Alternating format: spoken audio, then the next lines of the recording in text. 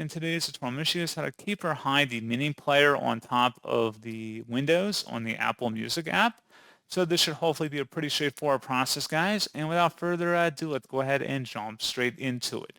So all you have to do is open up Apple Music if it is not already open. And then you want to select the Music tab at the top and select Settings. So you want to then select the advanced button in the top here, and versus keep MiniPlayer on top of all other windows, either check mark or uncheck that depending on your preference. Select OK to confirm, and that's all you have to do. So pretty straightforward process, guys, and as always, thank you for watching. I do hope I was able to help you out, and I do look forward to catching you all in the next tutorial. Goodbye.